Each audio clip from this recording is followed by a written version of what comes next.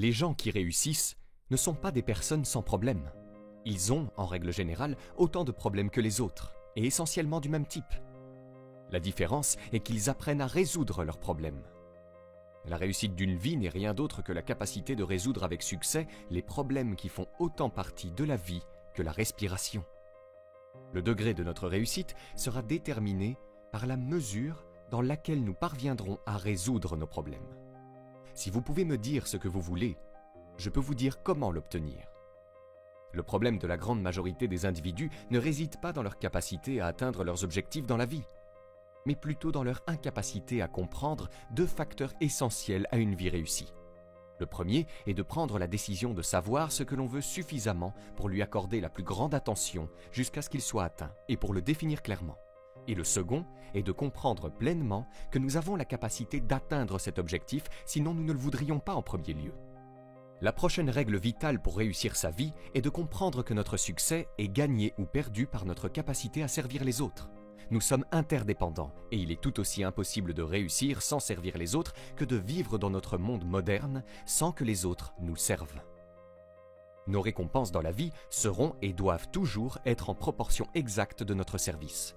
C'est l'incompréhension de cette seule loi qui, à mon avis, est responsable de 90% de la frustration et du mécontentement que nous voyons autour de nous. Beaucoup de gens n'aiment pas cette loi, s'ils en sont même conscients. Mais le fait de ne pas aimer une loi ne change rien à la situation. Les lois fondamentales de la nature et de l'économie sont immuables. Si nous ne sommes pas en phase avec elles, nous sommes, comme le disait Thomas Huxley, matés sans hâte, mais sans remords. Mais pour ceux qui connaissent et travaillent avec les lois, disait-il, ils sont payés avec cette sorte de générosité débordante avec laquelle les forces délectent de la force. Si une personne n'aime pas son revenu, il lui suffit de regarder longuement son service. Regardez où vous voulez, vous trouverez cette loi en fonctionnement invariable. Nos récompenses seront toujours en proportion exacte de nos services. Telle est donc la loi qui constitue la structure de soutien de l'économie et du bien-être personnel. Fixez-la dans votre esprit.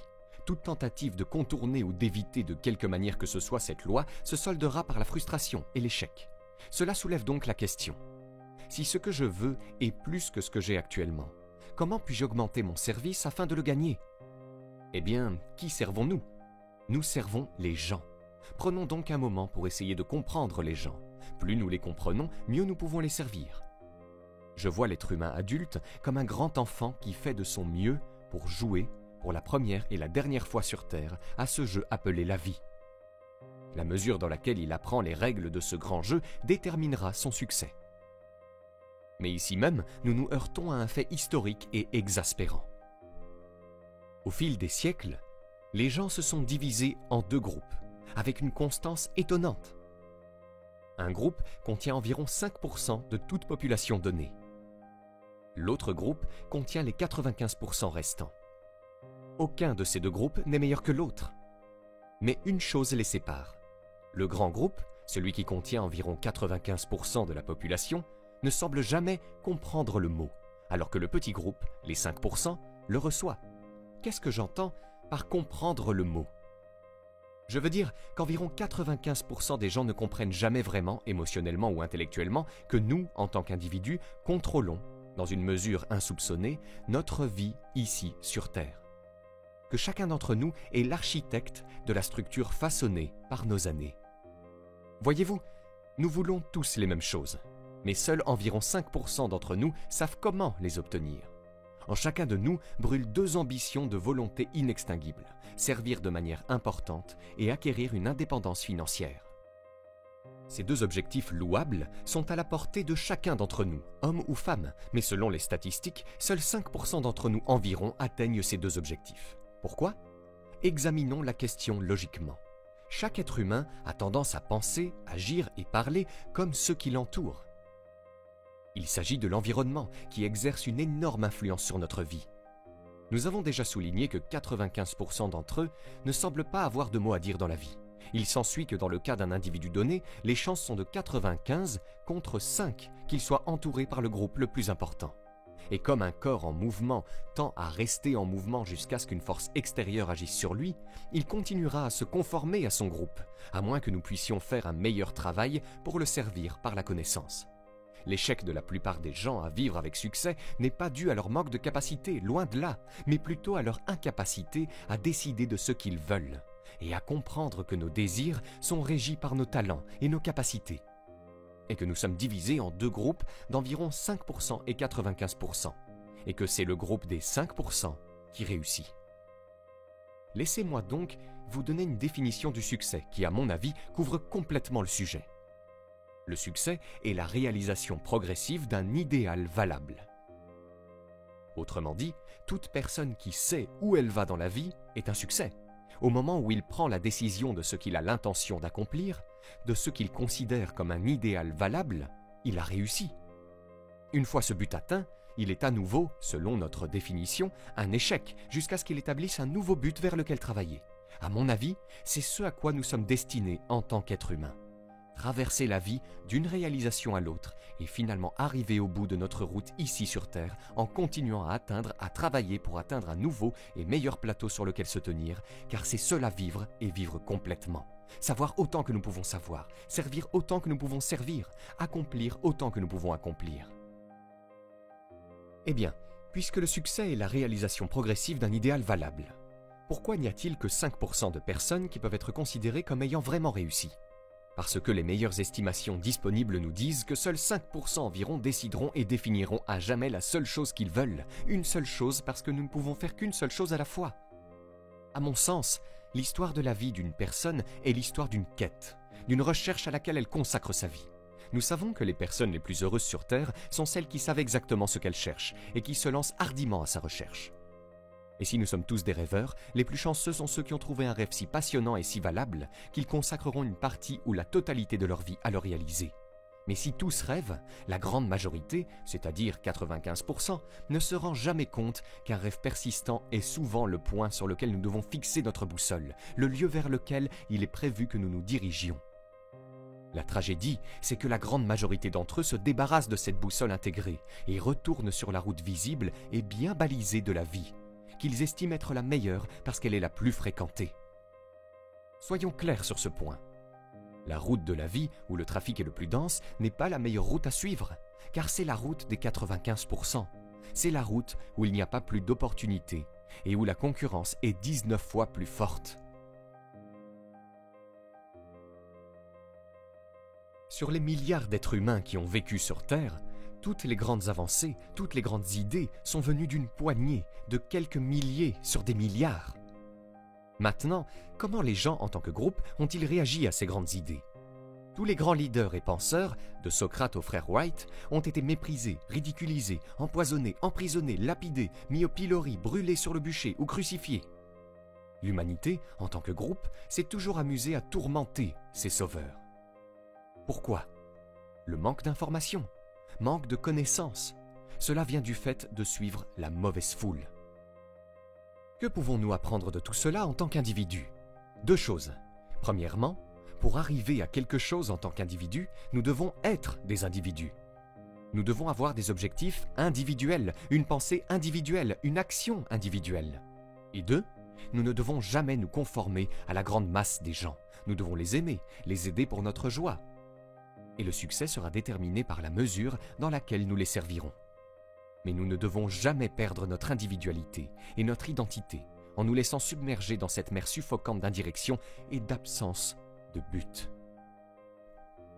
Il n'y a rien de mal à l'émulation. En fait, c'est une bonne idée, tant que nous imitons une personne qui représente ce que nous voulons devenir. Mais jamais la foule, jamais les 95%. Nous sommes ce à quoi nous pensons. Nos esprits, nos pensées contrôlent nos destinées ici sur Terre, à un degré totalement insoupçonné par la grande majorité des gens. Quand on y réfléchit un instant, cela devient si évident, si clair et si simple. Alors, si nous devenons ce à quoi nous pensons, et si nous pouvons contrôler notre esprit, nous pouvons assez bien décider de notre propre avenir, et c'est ce que je veux dire. C'est ce que je voulais dire quand j'ai dit plus tôt que chacun d'entre nous est l'architecte de la structure façonnée par nos années. Cela signifie que si nous sommes confus quant à ce que nous souhaitons devenir ou accomplir dans notre vie, notre environnement reflètera cette confusion. Cela signifie également que si nous savons ce que nous cherchons, cela doit être accompli. À moins d'un acte de Dieu ou d'une catastrophe sur laquelle nous n'avons aucun contrôle, nous pouvons, en tant qu'individus, décider de notre propre sort pour le reste de notre vie. Nous pouvons savoir ce que cela signifie de traverser la vie d'un succès à l'autre, de jouer la vie selon les règles et d'en récolter les fruits. Nous pouvons savoir ce que cela signifie d'avoir la paix de l'esprit et de vivre une vie calme, joyeuse et réussie. Vous êtes, en ce moment, la somme totale de vos pensées jusqu'à ce point, car il n'y a rien d'autre que vous puissiez être. Et dans 5 ans, vous pourrez être et avoir tout ce que vous aurez décidé de faire avec votre esprit et votre cœur. Réussir dans la vie a toujours été une question de faire cela, ce que la grande majorité ne fait pas. Gardons cela à l'esprit alors que nous abordons la question des objectifs. Ce n'est pas que je veuille faire une comparaison injuste entre les 5% et les 95%, pas du tout. C'est comme ça, c'est tout. Et si nous ne le reconnaissons pas, cela nous coûtera cher. Au début de ce dossier, j'ai fait la déclaration suivante. Si vous pouvez me dire ce que vous voulez, je peux vous dire comment l'obtenir. Vous voyez, l'astuce ne consiste pas à atteindre nos objectifs, mais à les établir. Un navire ne quitterait jamais un port s'il n'avait pas de destination. Un site industriel n'ouvrirait jamais ses portes s'il n'avait pas un produit ou un but. Le football ne serait pas joué sans poteau de but, ni le baseball sans plaque de but. Chaque entreprise fonctionne dans un but précis. Chaque jeu a une raison d'être. Revenons à l'analogie de notre navire. Si vous montiez sur la passerelle de navigation et demandiez au capitaine le nom et l'emplacement de sa prochaine escale, il vous le dirait immédiatement. Il n'y a pas le moindre doute dans son esprit. Pouvez-vous dire à quelqu'un votre destination si rapidement et en une seule phrase ? Le capitaine du navire sait qu'il ne peut arriver qu'à un seul port à la fois. Il sait qu'il est impossible d'arriver à 2. Le savez-vous ? Il sait aussi que sa destination sera invisible pendant 99% de son voyage, mais il sait qu'elle est là et qu'il l'atteindra, sauf catastrophe imprévue, s'il continue à faire certaines choses d'une certaine manière, chaque jour. Un beau matin, sa destination apparaîtra à l'horizon, il naviguera jusqu'au port, son voyage sera terminé avec succès. Une fois ses affaires accomplies, il naviguera alors vers un autre port d'escale prédéterminé, et cela le mènera, lui et son navire, d'un succès à l'autre pour le reste de leur vie à tous les deux. En comprenant qu'il ne peut atteindre qu'un seul port à la fois, le propriétaire d'un navire peut, en l'espace de quelques années, atteindre des centaines de ports avec succès. Il y aura des problèmes, beaucoup de problèmes, mais ils seront résolus et le navire poursuivra sa route solitaire sur les profonds océans du monde, consacrant sa vie à l'accomplissement de sa mission et apportant sa contribution au bien-être et à l'économie du monde. Les hommes et les femmes qui suivent ce mode de vie sensé, évident et significatif feront de même. Mais le paradoxe est que la plupart sont comme des navires sans gouvernail. Ils sont soumis aux caprices du vent et de la marée. Et même s'ils espèrent arriver un jour dans un port riche et animé, vous et moi savons que pour chaque entrée de port étroite, il y a 1000 miles de côtes traîtresses et rocheuses. Les chances qu'ils dérivent jusqu'au port sont de 1000 contre 1. Ce sont les malheureux qui, ne connaissant pas les règles, croient que les circonstances contrôlent nos vies. Ils croient à la chance et aux superstitions, au destin, au coup du sort. Ils croient que le succès est le résultat de qui vous connaissez, pas de ce que vous savez. Et pendant qu'ils s'accrochent à leurs faux alibis, la vie les dépasse. Car les règles de la vie sont justes, et ils sont matés sans hâte, mais sans remords. Maintenant, qu'en est-il de vous ? En vous rappelant que la définition du succès est la réalisation progressive d'un idéal valable, quel est l'idéal vers lequel vous travaillez maintenant, aujourd'hui, hier et demain ? Pouvez-vous l'écrire en une seule phrase ? Votre objectif est-il clairement et nettement défini ? J'ai mentionné sur la première phase de ce disque que je peux vous dire comment vous pouvez être et avoir tout ce que vous voulez en 5 ans.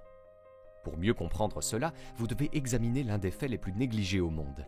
C'est que chaque travail, quel qu'il soit, contient quelque part en lui-même la clé de tout ce que nous voulons dans la vie, la clé de la grandeur. Mais nous devons la chercher et nous devons réfléchir. Décidez de devenir un professionnel de votre activité. Vous voyez, nous pouvons soit être en compétition, soit créer. Si nous sommes en concurrence avec toutes les autres personnes dans notre secteur d'activité, nous devons être prêts à accepter les mêmes récompenses. Si c'est ce que nous voulons, très bien. Mais si nous voulons devenir des professionnels dans ce que nous faisons, alors nous devons créer. Et lorsque nous commençons à le faire, il n'y a aucune limite à ce que nous pouvons accomplir. Nous entendons beaucoup parler ces jours-ci d'un mot appelé sécurité. Tout le monde veut la sécurité, mais pas 1 sur 10 ne peut vous dire ce que c'est. La plupart des gens vous diront que la sécurité réside dans un emploi.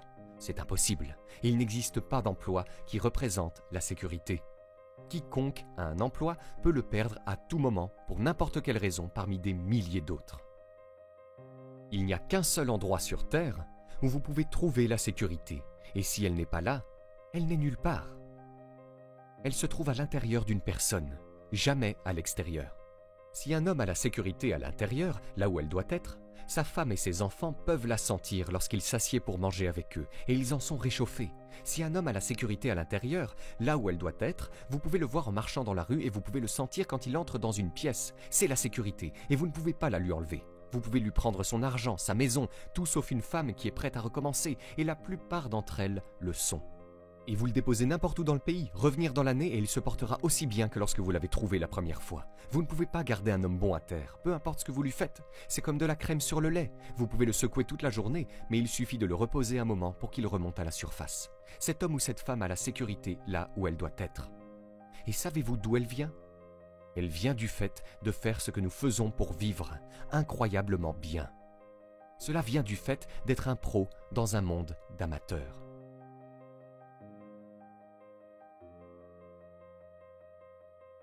Devenir un pro n'est pas difficile, il suffit de savoir quoi faire avec le temps. Cela vient de la connaissance, de la planification et du travail. Tout d'abord, la connaissance. Cela signifie apprendre tout ce que nous pouvons sur ce que nous vendons. Apprendre tout ce que nous pouvons sur les gens, puisque c'est ce que nous vendons. Et apprendre tout ce que nous pouvons sur la vente, puisque c'est notre profession. Ce que nous vendons, à qui nous vendons et comment vendre. Ces 3 sujets rempliraient une grande bibliothèque. Mais nous pouvons prendre les choses une par une. Et en consacrant 1 heure par jour à l'étude, nous pouvons devenir des professionnels hors pair en 5 ans ou moins. Et ce sont les professionnels de ce secteur qui peuvent écrire leurs propres billets, que les temps soient bons ou mauvais. Ils peuvent vivre où ils veulent, et en tant que professionnels, travailler quand ils le souhaitent. Deuxièmement, la planification. Il s'agit d'écrire l'objectif spécifique que nous nous efforçons d'atteindre. Cela signifie écrire en détail la première escale que nous voulons atteindre, en réalisant que nous ne pouvons en atteindre qu'une à la fois. Cela signifie choisir le revenu qui, selon nous, représentera l'indépendance financière. Une fois celui-ci sélectionné, nous savons exactement ce que nous devons faire pour l'atteindre. Dès que notre premier objectif est atteint, nous pouvons en fixer un nouveau. La personne qui agit ainsi est celle que les gens appellent chanceuse. Les bonnes choses semblent lui arriver. Les coups de pouce commencent à lui arriver. Mais c'est le résultat de la planification et du travail positif qui attire les bonnes choses vers nous. Je ne saurais trop insister sur l'importance de décrire votre objectif en détail. S'il s'agit d'une belle maison neuve, procurez-vous les plans ou au moins un dessin en élévation de la maison et emportez-le avec vous pour pouvoir le regarder régulièrement. S'il s'agit d'une certaine somme d'argent, notez au centime près le montant spécifique pour l'année à venir, puis élaborez votre plan. Quel que soit votre objectif, écrivez-le en détail. Ensuite, vous êtes comme ce navire. Vous êtes sur la bonne voie et vous atteignez plus de ports fructueux en quelques années que la plupart des hommes en une vie. Et troisièmement, travaillez. Travailler plus que la moyenne, si l'on veut obtenir des résultats supérieurs à la moyenne, est nécessaire bien sûr. Mais avec une bonne planification et des connaissances, cela semble facile. De plus, pour travailler, nous avons besoin d'énergie, et l'énergie est inextricablement liée au désir.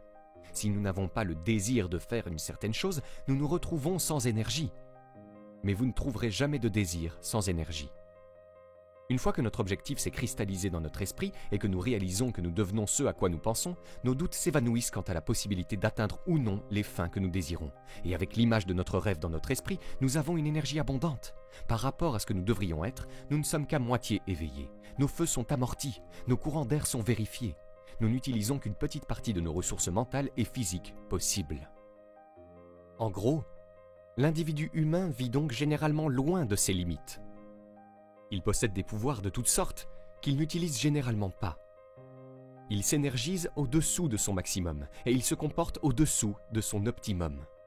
Et puis il écrit « Les excitations, les idées, les efforts, en un mot, sont ce qui nous fait franchir le barrage. » Il poursuit dans cet excellent essai en soulignant que nous avons de profonds réservoirs d'énergie abondante que nous omettons habituellement d'utiliser et qu'en poussant au-delà de la première fausse sensation de fatigue, nous trouverons un second souffle exaltant qui nous mènera à nos objectifs.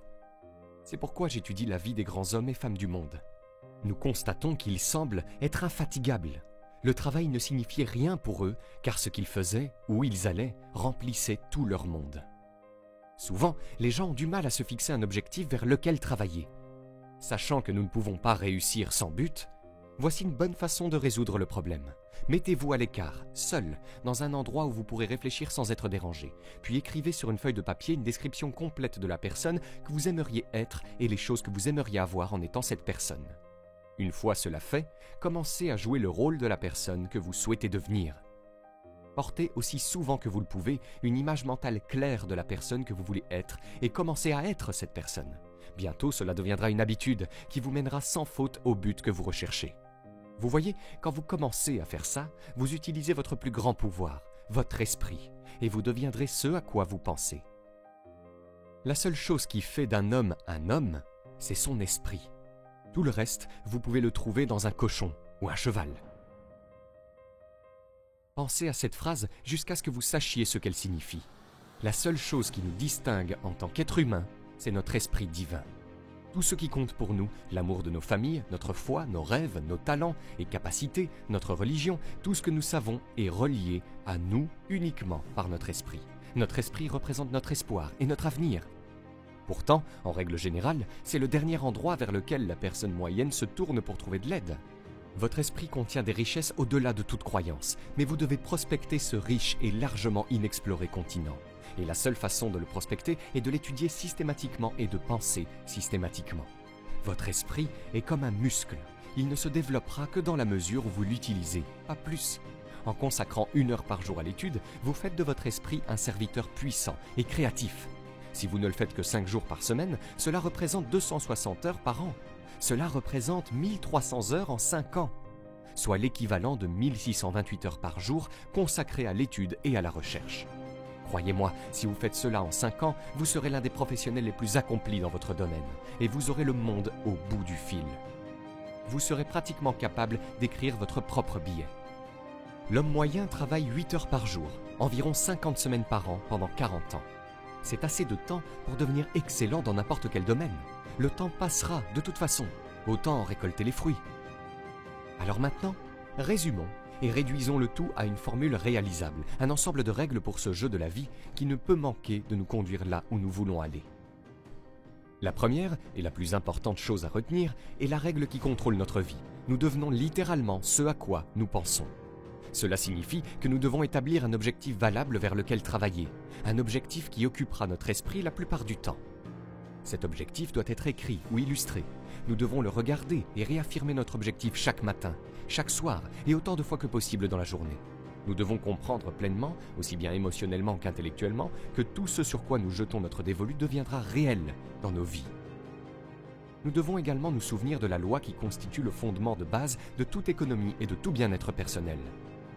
Nos récompenses seront exactement proportionnelles à notre service. Et si nous voulons faire partie des 5% de personnes les plus importantes, nous devons souvent nous couper des effets de notre environnement et devenir des individus avec des objectifs individuels, une pensée individuelle, des actions individuelles. Nous devons réaliser que notre travail quotidien contient plus d'opportunités que nous ne pourrions en développer dans toute une vie et que notre travail contient en lui-même la clé de la grandeur. La voie vers tout ce que nous pouvons désirer dans la vie pour nous et nos familles.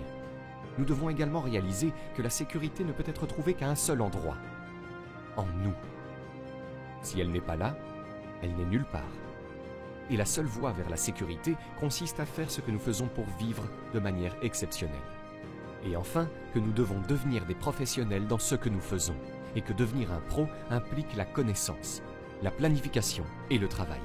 La connaissance de ce que nous vendons, de qui nous vendons et de la vente. La planification en fixant l'objectif qui établit automatiquement notre modèle de travail. Le grand vendeur est comme le grand golfeur. La façon dont il le fait semble facile parce que c'est facile de la façon dont il le fait. Mais il a fallu du temps, du dévouement et du travail pour y parvenir. Cela en vaut-il la peine? Bien sûr que oui. Peggy Hamilton a écrit un jour « Soyons différents ». Une vie forte est comme celle d'un navire de guerre qui a sa propre place dans la flotte et peut partager sa force et sa discipline, mais qui peut aussi partir seul vers la solitude de la mer infinie. Nous devons appartenir à la société, y avoir notre place, et pourtant être capables d'une existence individuelle complète en dehors d'elle. Et souviens-toi du plus étrange des secrets, veux-tu? Vous êtes maintenant et vous deviendrez ce à quoi vous pensez. À présent, vous pouvez obtenir gratuitement notre nouveau guide des 5 étapes pour fixer et atteindre votre objectif le plus ambitieux à 100% coup sûr en cliquant sur le premier lien dans la description sous cette vidéo. Et si vous avez aimé cette vidéo, cliquez sur le bouton j'aime et abonnez-vous à la chaîne maintenant pour ne rien rater.